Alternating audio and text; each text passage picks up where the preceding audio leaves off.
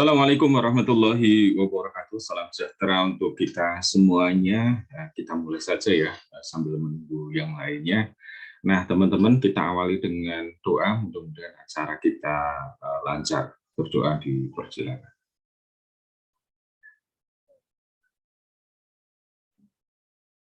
Doa selesai. Nah, teman-teman semuanya, saya akan melanjutkan bahasan kita. Kita sampai pada pertemuan ke-8 ya. Jadi kita sampai pada materi tunadaksa. Nah, saya akan share screen kaitannya dengan materi pada kesempatan kali ini. Nah, nanti kita akan bahas kaitannya dengan tunadaksa, itu apa, lalu kemudian penyebabnya apa, terus kemudian jenis-jenisnya itu seperti apa, gitu ya, dan juga kira-kira penanganannya seperti apa. Gitu. Nah, ini menjadi materi yang saya kira penting karena ini hal yang umum sebenarnya kaitannya sama tunadaksa, barangkali juga di sekitar kita ada, atau bahkan mungkin kita lebih sering menemukan ini ya, tunadaksa ini ya. Nah, apa sebenarnya tunadaksa? Tunadaksa itu kaitannya dengan kelainan ortopedik ya. Ortopedik itu tulang. Di sini secara khusus adalah neuromuskular. Nah, ada kata neuro itu kaitannya dengan saraf ya. Nanti secara khusus adalah pusat saraf atau otak. Sedangkan muskular itu adalah otot. Ya, jadi ada kaitannya dengan kelainan semacam transmisi seperti itu ya. Jadi komunikasi antara saraf dengan otot. Dan juga ada struktur tulang. Nah, ini juga ada struktur tulang, secara khusus di sini adalah tulang belakang ya. Jadi kelainan yang sifatnya adalah ortopedik atau tulang, yang secara lebih detail di sini adalah ada neuromuskular yang disebabkan karena transmisi ya, atau saraf yang terhubung dengan saraf pusat di sini otak dengan otot. Dan juga di sini ada struktur tulang. Bentuk berupa gangguan dari fungsi normal pada tulang, otot, dan persendian. Nah, ini bentuk-bentuknya bisa saja fungsi gangguannya itu pada tulangnya sendiri, ya bentuknya. Ya, kalau teman-teman pernah mendengar kata polio, nah itu salah satunya ya, atau kemudian bentuknya kakinya O dan yang lain-lainnya. Kemudian juga otot ya, otot di sini otot itu kan fungsinya untuk semacam penghubung ataupun penguat di situ ya, yang menghubungkan antara tulang satu dengan tulang yang lain. Nah, sedangkan kalau persendian itu adalah sambungannya ya.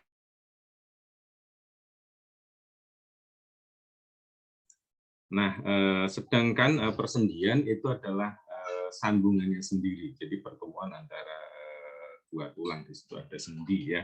Nah, di dalam sendi itu sendiri tentu ada pelumasnya. Nah, ini teman-teman ya.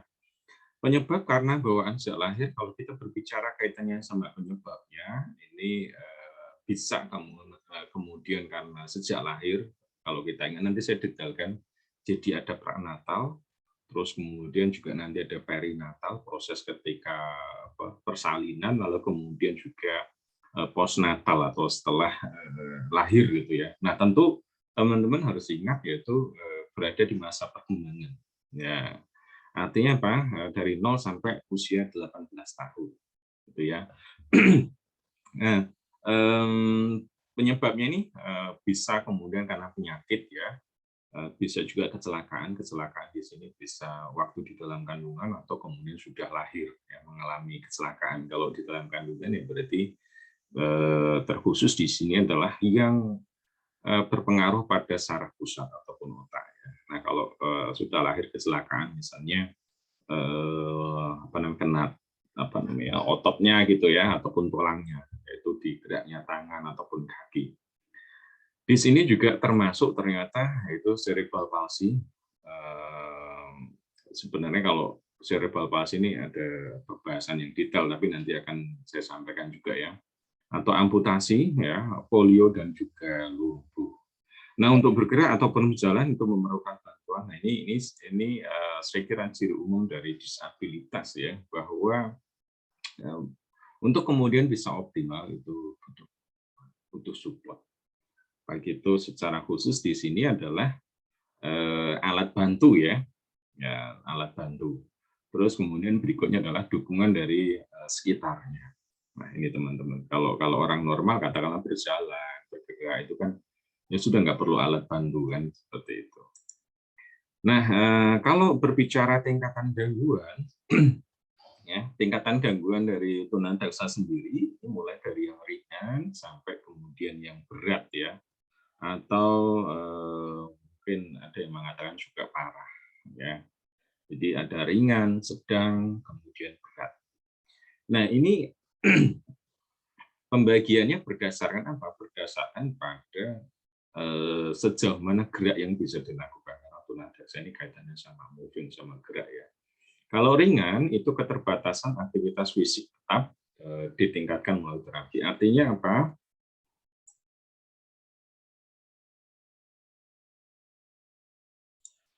Artinya apa? Keterbatasan itu sifatnya adalah permanen. Kalau misalnya orang main sepak bola mungkin keselio lalu kemudian dipijit pulih, itu kan boleh dibilang tidak permanen ya. Kalau misalnya sepak bola lalu kemudian kakinya sampai, mohon maaf ya, mungkin karena cedera dan itu menetap seperti itu, yang disebut di sini ya tetap ataupun permanen. Nah itu disebut dengan tunadaksa ya. Kalau yang ringan itu bisa ditingkatkan melalui terapi. Jadi ada proses terapi yang kemudian bisa dilakukan untuk mengoptimalkan fungsinya. Walaupun mungkin tidak sampai katakanlah sembuh total ya seperti itu. Nah, tapi secara fungsi dia sudah lebih boleh dibilang itu kelihatan kalau orang normalnya di bawahnya sedikit. Gitu ya. Kalau kita berbicara normal misalnya 10 ya berarti dia 8 atau 9. Nah, sedang itu keterbatasan motorik, gangguan koordinasi sensorik. Nah, ini kalau ini sudah melibatkan juga keterbatasan yang lainnya. Ya, ini terutama adalah koordinasi sensorik. Sensorik itu apa? Pendengaran, penglihatan, gitu ya. Dan secara motorik geraknya ini juga sudah terkendala. Nah, artinya apa kalau kita cermati di sini? Ini boleh dibilang istilahnya mengalami gangguan yang lain ya selain kemudian tunadaksa ya di sini ya. Jadi ada gangguan yang lain di sini, terutama adalah di koordinasi sensorik. Sensorik itu indera ya, sensor, sedangkan motor itu kan gerak. Nah gerak itu kalau di sini secara khusus adalah tangan, kaki itu yang moving ya. Berat, keterbatasan total dalam gerak fisik, tidak mampu mengontrol gerakan fisiknya. Kalau ini sudah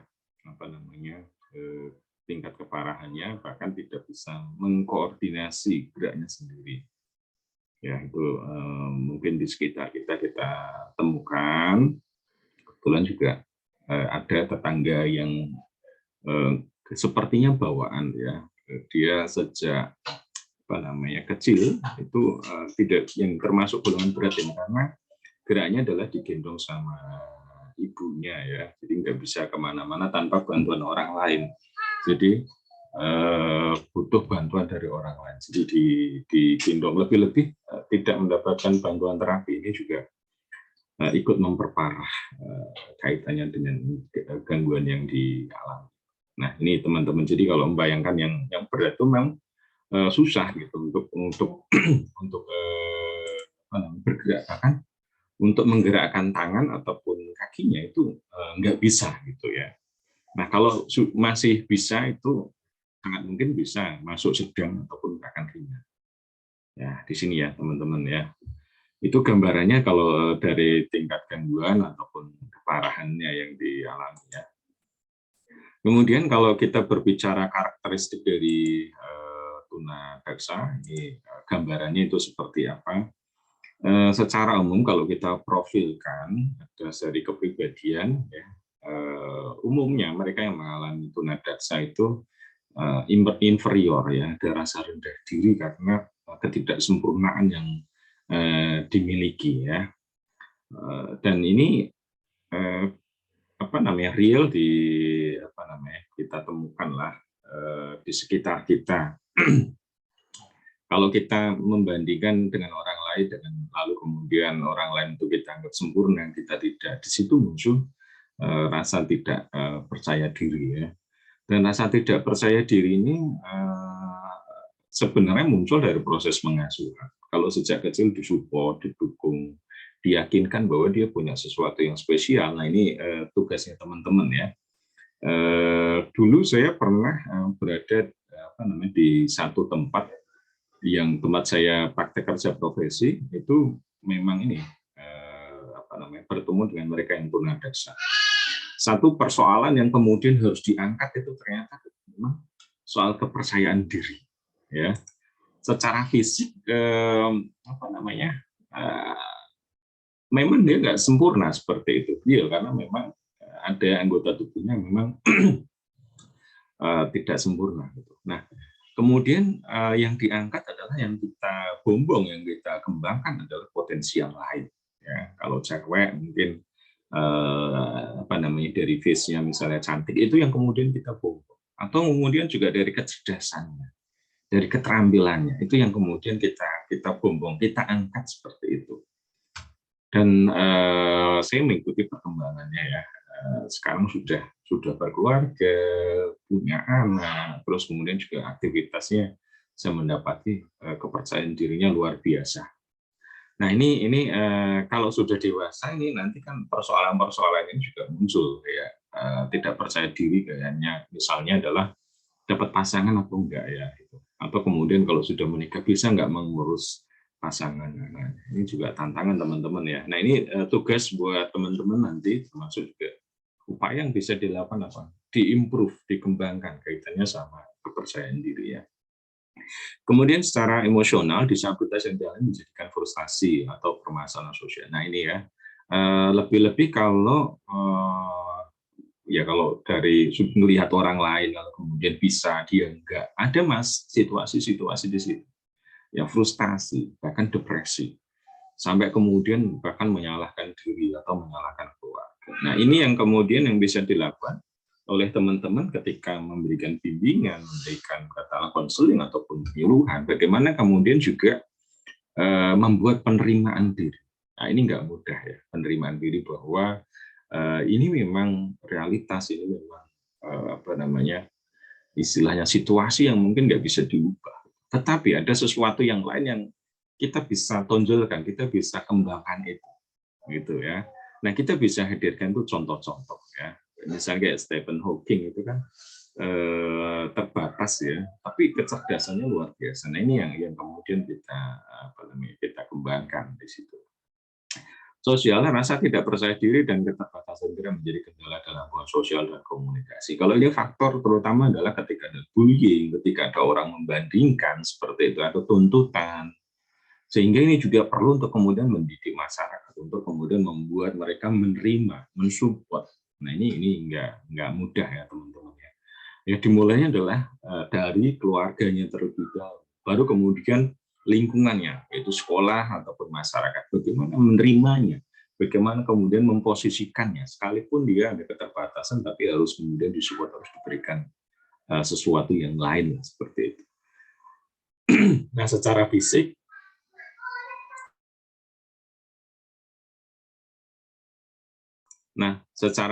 ada potensi gangguan lain yang menyertai, seperti diabetes. Nah, umumnya ini ada yang lain-lain yang kemudian juga turut membuat frustasi, ya. Nah, kalau ini memang harus dicek dari awal, apakah kemudian ada hal-hal yang lain, atau yang sifatnya adalah ya hanya fisiknya itu saja, hanya geraknya saja. Kalau sudah ada penglihatan, pendengaran, ini kan mengganggu juga, ya, tadi masuk kategori yang sedang tadi. Kalau kemudian ternyata berpengaruh besar, bisa-bisa atau tidak tertangani, ini masuknya bisa parah, gitu. Nah, ini artinya apa? Deteksi dini, lalu kemudian juga treatment kepada anaknya, melibatkan fisioterapi, kalau di sini ada gangguan bicara juga ahli di dalam melatih bicara, ya, terus kemudian juga support sosial dari keluarganya, ya, terus kemudian juga lingkungannya. Ini yang perlu dilakukan, ya. Entah mungkin suatu saat kalau teman-teman jadi pejabat atau terjun langsung bisa dibuat program seperti itu. Nah, berikutnya permasalahan tunadaksa. Ada masalah-masalah yang biasanya juga dialami oleh mereka yang mengalami tunadaksa. Pertama, masalah kesulitan belajar. Nah, terutama karena gangguan fisik yang dialami ini ya, yang kemudian terutama tadi misalnya kaitannya sama ada gangguan yang lain. Nah, itu akan mengganggu terutama di dalam menyerap informasi. Ya, kesulitan juga untuk kemudian belajar. Walaupun tidak semuanya demikian ya. Lebih-lebih kalau kemudian tadi memang ada gangguan-gangguan penglihatan, pendengaran, ya kan, akan berpengaruh kepada kesulitan belajar. Kemudian masalah sosialisasi, ya keterbatasan fisik yang dialami menjadikan kendala dalam bersosialisasi, ditambah lagi dengan potensi bullying. Nah ini ya, tadi saya sampaikan butuh support, ya, butuh kemudian untuk dihindarkan bullying. Nah, bagaimana kemudian disadarkan bahwa ini juga manusia yang sebenarnya memang dia tidak menginginkan untuk mendapatkan itu, tetapi Tuhan memberikan ujian. Dan bagaimana kemudian kita mengubah lingkungan untuk kemudian memberikan support. Nah, mungkin nanti atau kapan ya saya berikan rekomendasi film yang bagus, yang itu memberikan inspirasi lah buat teman-teman, buat kita semuanya. Kaitannya sama disabilitas, terutama ini juga tunadaksa ya. Masalah kepribadian, kurang ketahanan diri, tidak adanya kepercayaan diri, mudah tersinggung dan marah. Nah, ini juga tadi persoalan-persoalan tadi ya, karena rasa inferior, akhirnya nggak percaya diri, lebih-lebih ketika membandingkan orang lain, lebih-lebih kalau lingkungan tidak menerima, lebih-lebih kalau kemudian tidak ada support. Nah, makanya ini hal-hal yang sebenarnya permasalahan ini yang harus dideteksi dan harus diberikan treatment ya. Masalah keterampilan dan pekerjaan, nah ini juga realitas terkadang di dalam pekerjaan itu tidak semuanya mengakomodasi mereka yang punya keterbatasan fisik, ya. Tidak semua memberikan kesempatan, ya. Tidak semua memperlakukan setara. Nah ini kan satu tantangan tersendiri bagi mereka, sehingga kaitannya dengan ini ya, perlu untuk dilatih penguasaan keterampilan, ya. Perlu dukungan khusus, perlu kesempatan. Nah ini teman-teman ya. Dulu saya punya senior ketika S1, beliau juga punya keterbatasan fisik sehingga jalan harus pakai tongkatnya seperti ini ya. Salah satu kakinya tidak sempurna. Tetapi saya salut karena cerdas sekali. Dia ini cerdas. IP-nya bagus, dapat beasiswa seperti itu. Dan akhirnya juga ya karena kemampuan yang dimiliki akhirnya membangun usaha sendiri. Ya, jadi sifatnya online seperti itu. Artinya kalau sekarang sebenarnya ada banyak hal-hal yang pekerjaan-pekerjaan yang bisa dimanfaatkan, terutama yang tidak membutuhkan secara fisik. Ya. Memberikan kursus online, memberikan pelatihan-pelatihan misalnya seperti itu ya, yang berada di depan laptop, sehingga penguasaan terhadap laptop, terhadap IT itu jadi hal yang sebenarnya memang harus kita berikan. Ya, ini ya teman-teman ya. Masalah latihan gerak perlu seperti terapi fisik. Nah ini kalau dulu ketika saya berada di tempat praktek kerja profesi, ini memang ada treatment rutin ya. Mereka anak-anak itu dibawa lalu kemudian diterapi oleh fisioterapi secara khusus, terus kemudian juga dilatih kalau dia memang perlu kaitannya sama bicara juga dilatih. Artinya apa? Di dalam disabilitas itu juga ada yang sifatnya tadi kalau ini kaitannya sama otot sama saraf ya, sehingga perlu untuk kemudian di fisioterapi semacam dipijat lah seperti itu. Tapi ada teknik khususnya nggak sembarangan gitu ya. Itu untuk kemudian juga membantu pemulihan, setidaknya memperbaiki agar kemudian tidak sampai ke levelnya yang parah. Nah, itu teman-teman. Jadi di sini kita menyadari bahwa kita nggak bisa sendiri di dalam bekerja. Ada psikolog yang berperan, ada fisioterapi, atau teman-teman ya, yang kemudian juga mengedukasi masyarakat, kan gitu ya. Kalau teman-teman terapi mungkin tidak di kelas tidak diajarkan itu. Tapi soal memberikan edukasi ke masyarakat itu saya kira wewenang teman-teman. Nah, gitu ya. Nah ini juga perlu untuk dilakukan. Ada okupasi dan yang lain-lain. Kalau sekarang udah berkembang ya, ada banyak terapi-terapi ya, jadi terapi sen terapi seperti itu, atau play terapi ya, ada art terapi dan yang lain-lain. Jadi banyak lah ya.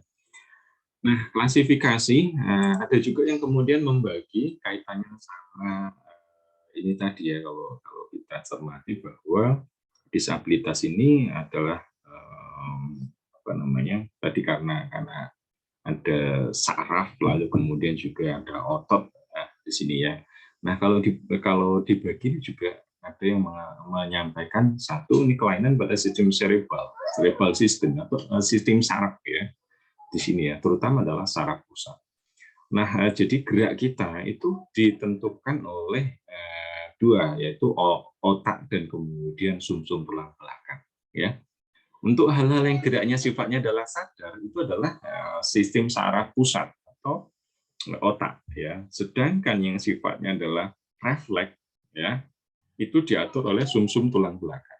Jadi kalau teman-teman refleks seperti itu sebenarnya sumsum tulang belakang ya. Dan di tulang belakang ini kan juga nanti melekat organ-organ tubuh kita ya, terutama yang organ dalam. Nah, di situ itu juga kemudian yang bilang berkaitan ataupun mengatur ya, terutama gerak-gerak yang tidak disadari. Nah, gitu ya teman-teman. Kan kita ada yang gerak memang disadari, kita jalan sadar ya. Tapi ada satu situasi yang misalnya kita kepleset, itu kan kita semacam ada refleksnya di situ. Nah, itu kan sumsum tulang belakang itu main di situ ya, atau tulang belakang main di situ. Jadi diatur, ada saraf yang mengatur di situ ya. Atau jantung kita berdetak itu kan nggak pakai mikir kan. Nah, itu ya gambarannya seperti itu ya teman-teman ya. Kelainan pada sistem otot dan rangka. Ini selain itu juga otot ataupun rangka, jadi sifatnya sistem cerebral, ada yang kemudian otot dan rangka. Nah, penyebab kelainan anggota tubuh mengalami kelainan. Jadi di sini sifatnya otot dan rangka itu apa? Yang kemudian berhubungan sama gerak, moving, tangan, kaki, termasuk sendi gitu ya. Yang tentu juga di sini kaitannya sama tulang belakang ya. Nah, kalau yang pertama tadi, yang cerebral system, itu kalau didasarkan pada tingkat keparahannya, itu ada yang ringan juga, ada yang sedang, ada yang berat ya. Kalau ringan itu berjalannya tanpa menggunakan alat dan berbicara itu lancar ya, bahkan juga dapat menolong diri sendiri. Artinya apa? Untuk aktivitas-aktivitas dia bisa melakukan. Nah, itu ya. Ini tampaknya seperti senior saya yang dapat beasiswa ini masuk yang sini sepertinya ya, karena bicaranya lancar sekali ya, dialog diskusi yang tepat juga gitu ya. Memang sebenarnya nggak berpengaruh ke situ ya. Nggak tahu karena saya nggak tahu diagnosisnya ya. Jadi kita nggak bisa menjudge langsung itu, nggak bisa ada diagnosis. Kalau terutama yang cerebral system ini memang harus ada ahli saraf yang kemudian memeriksa, nggak bisa kemudian kita.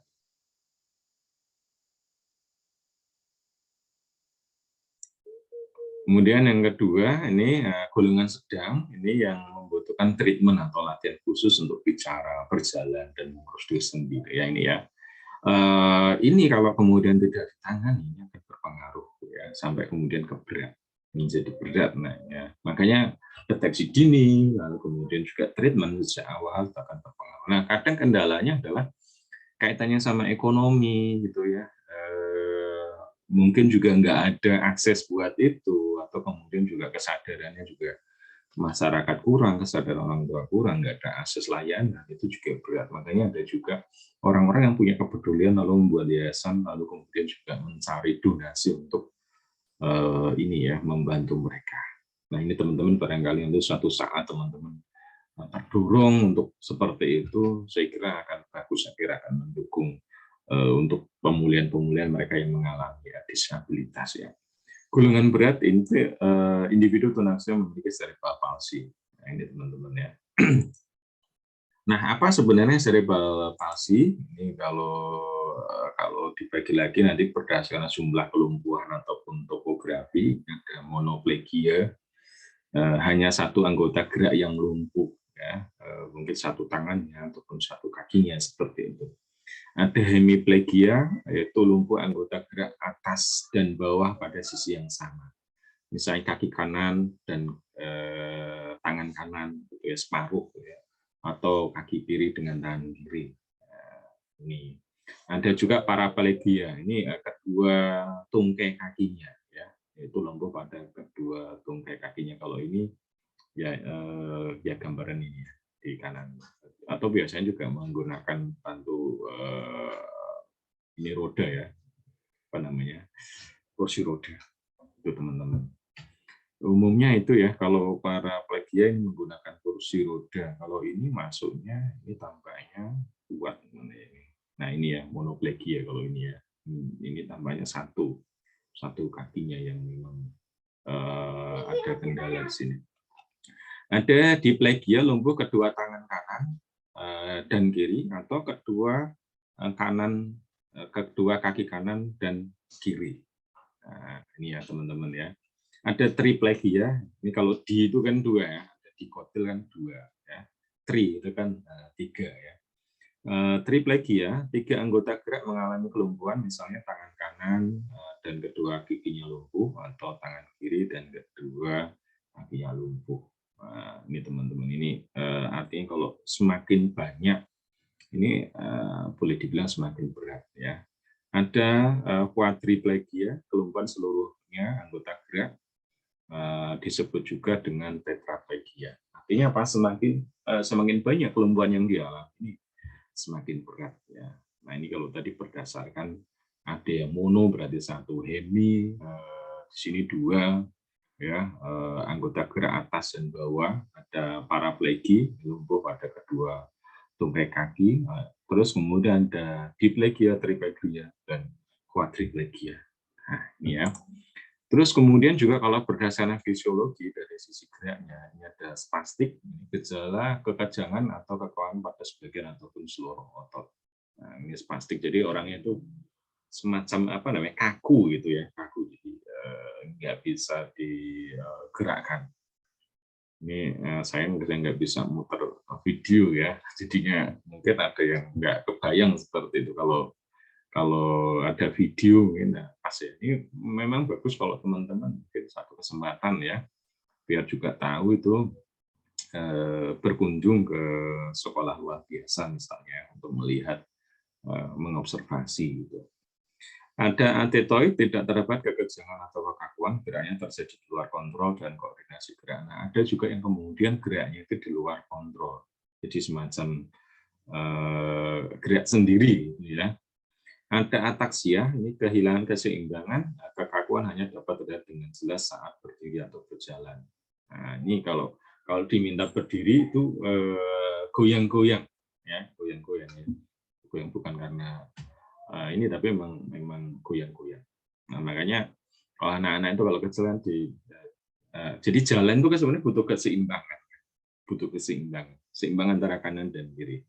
Nah, kalau ataksia ini, dia ini akan kelihatan nggak seimbang, kayak mau jatuh.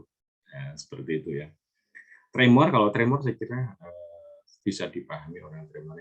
Geraknya terus-menerus, jadi getar. Jadi semacam gemeter, tapi gemetarnya itu terus-menerus. Namanya tremor. Nggak bisa dikendalikan. Gitu ya.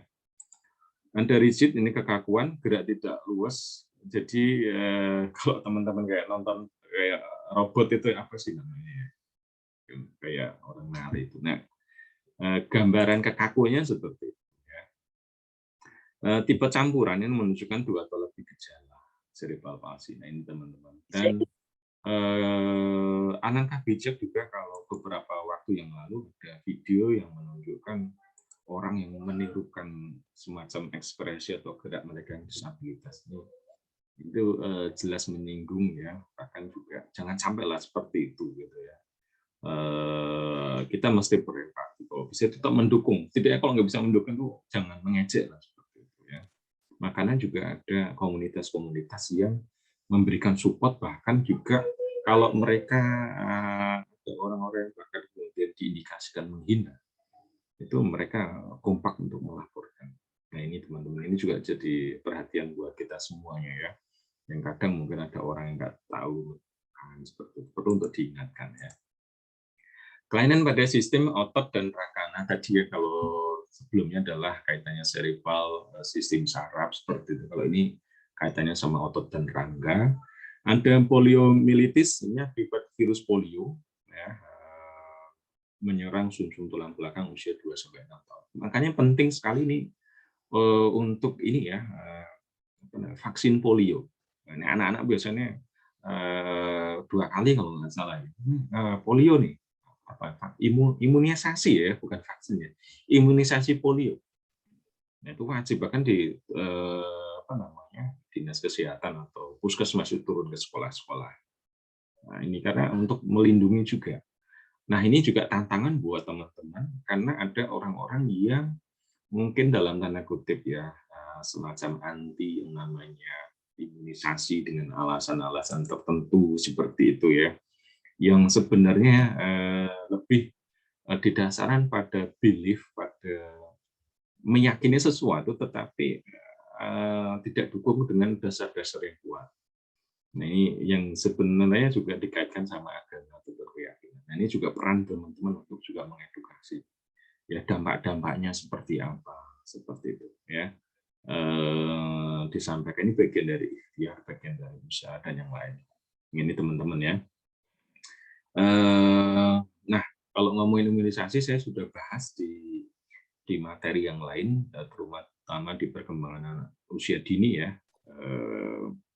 Di sana saya bahas kaitannya sama hal-hal yang wajib lah, imunisasi yang wajib. Nah, teman-teman juga perlu tahu, sekalipun mungkin tidak untuk orang lain, tapi untuk diri sendiri. Nanti kalau berkeluarga itu anaknya itu sudah dapat imunisasi apa saja, itu ya. Bahkan itu ada setahun itu apa, tahun kedua apa, 3 apa, bahkan ada yang beberapa kali gitu.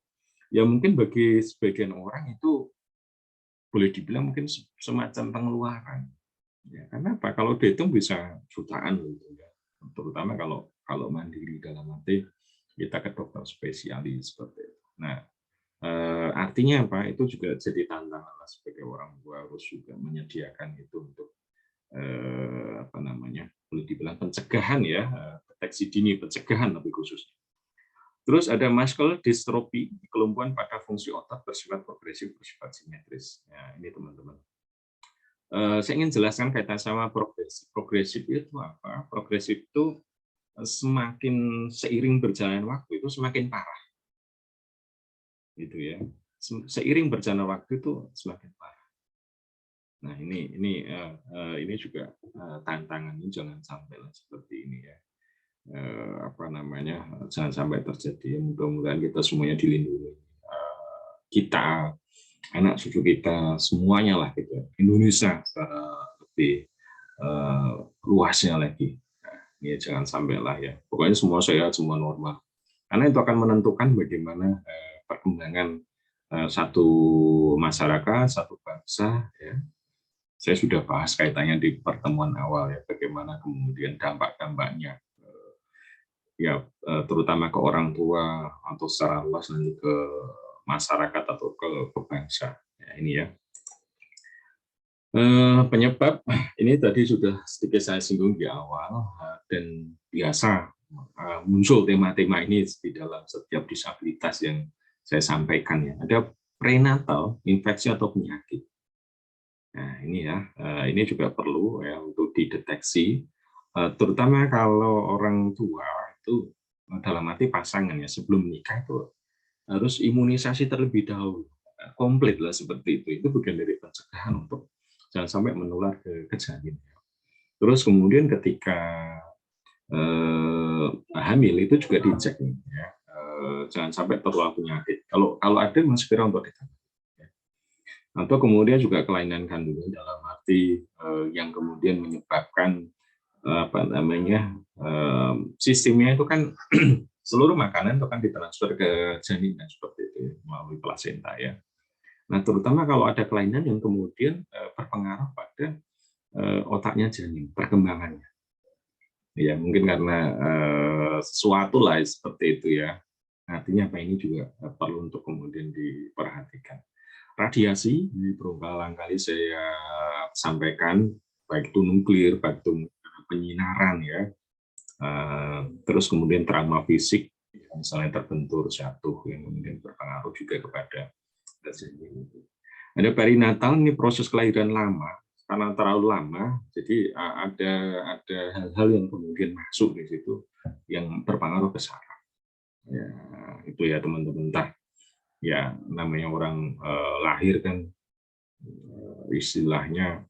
Makanya kadang untuk mengatasi itu, kemudian memang sekiranya beresiko, itu kalau dokter ada alternatifnya yaitu dengan cesar ya. Nah, jadi daripada kembangan resiko ini biasanya kemudian di cesar. Artinya apa ini juga perlu disadari karena ada yang kemudian mungkin anti cesar ataupun bahkan di tempat tertentu mungkin tidak ada akses itu, yang mungkin milih ke dukun ataupun yang lainnya. Artinya ada faktor-faktor resiko yang kemudian harus juga diedukasi ke masyarakat. Anestesi yang sifatnya berlebihan, jadi semacam pengurangan rasa sakit ya, atau bius gitu ya, yang berlebihan itu juga. Makanya kalau sudah biasanya ada level-level dosisnya kan, untuk itu ya. Sehingga kalau sudah ya biasanya sudah ada ukurannya. Jadi ini juga secara medis sudah ada manajemen resikonya dan memang diminimalkan untuk sampai hal seperti ini ya. Postnatal, infeksi dan penyakit dan juga kecelakaan, ya, terutama terbentur tadi atau kemudian jatuh. Nah ini teman-teman penting juga untuk diperhatikan di sini ya. Perlu juga untuk menjaga diri, menjaga anak, menjaga orang tua juga jangan sampai lalai ya. Aspek perkembangan anak tunanetra secara kognitif sebenarnya kalau kemudian ya, atau dalam banyak hal itu memang kalau tadi ya tidak yang cerebral itu umumnya memang kecerdasannya itu normal, secara kognitif normal ya. Terus kemudian secara sosial itu juga dipengaruhi oleh lingkungan ya. Kalau penerimaannya bagus di lingkungan, supportnya bagus juga akan bagus, terutama dalam bersosialisasi ya. Emosi ini juga tergantung dari lingkungan, bagaimana kemudian penerimaan, bagaimana kemudian lingkungan mengekspresikan, memberikan kasih sayang, itu juga akan berpengaruh pada emosi. Jadi ini lagi-lagi tergantung sama lingkungan. Kepribadian, labeling itu yang menentukan. Nah ini mesti yang 4 aja ya. Labeling dari orang lain, artinya menjudge misalnya, ya memang realitasnya itu dia seperti itu, tapi jangan sampai. Nah ini ada kisah nyata ya, orang diejek, wah kakimu cacat, dan dia orangnya pede sampai kemudian mengembalikan. Saya juga tidak menghendaki untuk seperti ini. Kalau kamu mau, ya giliran kamu juga mengalami seperti itu. Nah, itu teman-teman ya. Ada intelijensi, pola asuh ini juga berpengaruh pada kepribadian ya. Itu teman-teman paparan dari saya. Tadi selama proses sudah saya sampaikan kaitannya dengan treatment-treatment yang bisa dilakukan ya. Nanti kalau ada pertanyaan boleh untuk ditanyakan ya. Dan nanti saya akan share link buat teman-teman untuk post-testnya sekaligus untuk sambil belajar lah. Tadi apa nih yang sudah ditangkap seperti itu. Baik, itu dari saya. Mudah-mudahan bermanfaat. Nanti kita sambung untuk diskusi ataupun presentasi. Assalamualaikum warahmatullahi wabarakatuh.